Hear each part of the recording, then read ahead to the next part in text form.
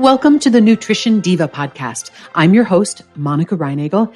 And as you may know, a lot of our episodes are triggered by questions from listeners, including this one. Lindsay recently wrote in to say, I was at my local grocery the other day debating whether to buy farm-raised Atlantic or wild-caught salmon. And being a fan of the Nutrition Diva podcast, I immediately went to your episode archives and found the answer to my question there. But then I noticed that episode was from 2014. I know that nutrition science changes a lot, and I was wondering if there are any updates on the differences between farm-raised and wild-caught fish. So one advantage to having 15 years worth of archives is that there really aren't a whole lot of food or nutrition topics that we haven't talked about. But Lindsay is right to wonder whether things might have changed in 10 years. So today I have an updated answer to the question of whether to buy farmed or wild-caught fish. Obviously, there are a lot of good reasons to include fish or other seafood in your diet on a regular basis. Eating at least 2 servings of fish or shellfish per week appears to reduce the risk of heart disease, delay the onset of Alzheimer's and other forms of dementia, and, if you're pregnant, might even make your baby smarter and healthier. And it can offer some protective benefits against depression. However, as Lindsay discovered, when you get to the fish counter, you've got some decisions to make. In particular, should you buy wild-caught or farm-raised fish? Now, I bet many of you assume that wild-caught fish must be a lot better for you because it's more natural. But is this necessarily the case? And what about environmental issues and sustainability? Over the past 50 years or so, the global demand for fish and seafood has quadrupled. And that's driven in part by things like population growth and rising incomes, as well as the perceived health benefits of eating fish and the desire to eat less meat from cows, pigs, and chicken. All of this increased demand has led in turn to massive increases in the harvesting of wild seafood, as well as an explosion in fish farming or aquaculture. And there are concerns about the sustainability and environmental impacts of both industries. So what's a responsible consumer to do? Which is the better, or maybe the less bad, option? Although efforts to promote more sustainable fishing practices and responsible aquaculture have really been gaining traction in the last decade since my original answer to this question, it is still impossible to make a blanket recommendation here. Choosing between wild-caught and farm-raised fish depends a lot on what kind of fish you're buying, as well as where and how it's being fished or farmed, and other considerations such as your budget. But let's take a look at some of the issues that you might consider, starting with nutrition.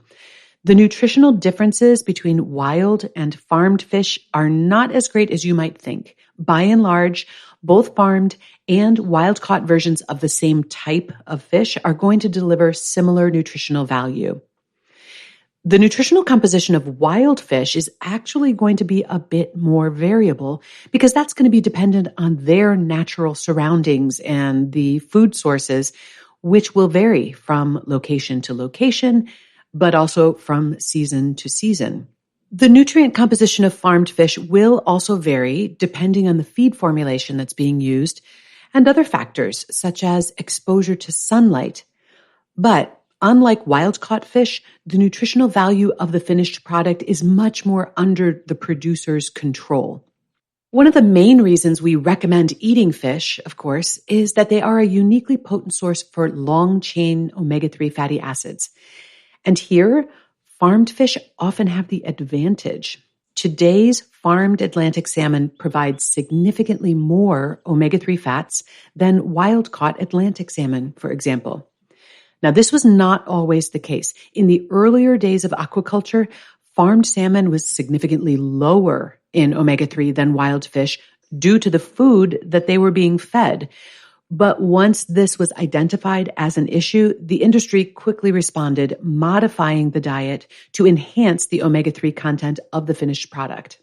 The color of the flesh is not a reliable guide to omega-3 content, by the way. Atlantic salmon, whether it's fished or farmed, is a sort of pale orange or salmon colored, while sockeye salmon, for example, is dark red. But in this case, the paler Atlantic salmon provide more omega-3. In terms of contaminants, such as PFAs, also not so fondly known as forever chemicals, the biggest danger, ironically, may come from fish that consumers catch themselves and not commercially caught or raised fish that you're likely to find in grocery stores. But again, it really is impossible to generalize. The level of forever chemicals that you might be exposed to depends less on whether the fish is farmed or wild caught and more on the specific type of fish and the waters it came from. The other contaminant that most people worry about with fish is mercury. And again, the amount of mercury depends mostly on the type of fish. The fish that present the biggest concern, swordfish, mackerel, tilefish, shark, and tuna, are all primarily wild caught. By contrast, the most common farm-raised fish, which includes catfish, tilapia, and salmon, all have low or very low mercury levels. What about antibiotics or hormones? Are fish farmers dumping drugs and other chemicals into these ponds in order to maximize their harvests? Well, here in the United States, regulations strictly prohibit the use of hormones or antibiotics in order to promote growth in farmed fish. This is not necessarily the case in other countries. Aside from possible impacts on human health, there are also concerns about the environmental impact and the sustainability of this huge increase in fish consumption. However, these are just as likely to apply to wild populations as they are to farmed fish. Wild-caught fish are sometimes harvested using practices that do a lot of collateral damage to the ecosystem and other fish species. Fish farming practices, on the other hand, can pollute the water and may threaten the local flora and fauna. Once again, it depends a lot on who is doing either the fishing or the farming. Here in the U.S., for example, the National Oceanic and Atmospheric Administration regulates wild catch fishing, setting and enforcing standards that protect the marine environment and fish populations. Fish farming operations in the U.S. are also strictly regulated. Any water that is discharged into the environment, for example, must be as clean or cleaner than it was when it came in.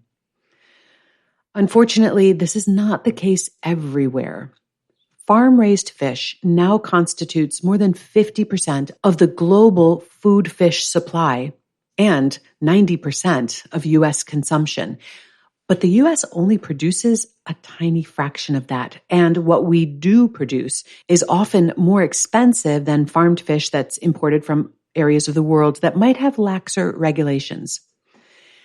As much as I like to keep things simple for you, I'm afraid there's really no easy answer to this one.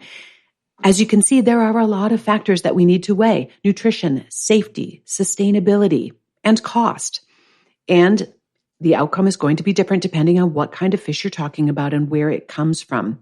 So the best resource that I know for keeping this all straight is still the Seafood Watch program at the Monterey Bay Aquarium. You can search their website by the specific type of fish, learn what the issues are, and get recommendations either for the best choices or better alternatives.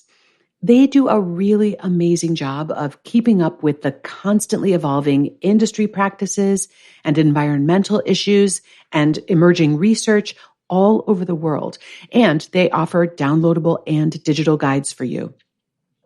Now, one big thing has changed since my original episode on this topic. At that time, it was actually widely believed that farm-raised fish were genetically modified, but that was an urban legend. Back in 2014, there were no genetically modified fish for sale in the U.S. Well, at least not as food. You could, and you still can, buy genetically modified fish for your tropical fish tank that glow in the dark, thanks to some genes borrowed from iridescent coral. Earlier this year, however, in 2023, the FDA approved the first genetically modified salmon for human consumption. It's called the Aqua Advantage salmon, and it's related to the Atlantic salmon, but it's been genetically engineered to grow faster. The FDA has determined that the genetic modifications that have been used here cause no harm or damage to the salmon itself, and that the resulting fish is biologically and nutritionally indistinguishable from regular salmon and perfectly safe for consumption. The FDA also addressed the potential impact of this fish on the environment, including the possibility that this engineered salmon might escape from the farm and interact with wild populations, and they found this risk to be negligible. Personally, I don't have any concern about consuming genetically modified salmon. However, if you do, rest assured that all genetically engineered food products must be labeled as such. So if you do want to avoid the Aqua Advantage salmon, you can just keep an eye out for that. This is Monica Reinagel, the Nutrition Diva. If you have a nutrition question you'd like me to answer, you can email it to me at nutrition@quickanddirtytips.com. You can also leave me a voicemail at 443-961-6206. Now, if your question is more on the subject of habits and behavior change, then I hope you'll check out my other podcast. It's called The Change Academy. And over there, we talk about how to convert our good intentions into sustainable, healthy habits. And you'll find that wherever you listen to podcasts. Nutrition Diva is a Quick and Dirty Tips podcast, and I have a fantastic team that supports me, including our director of podcasts, Adam Cecil, my audio engineer, Nathan Sems, Davina Tomlin, who runs our marketing and publicity, Holly Hutchings is our digital operations specialist, and Morgan Christensen is our podcast operations and advertising specialist. Thanks to all of them for their support, and thanks to you for listening.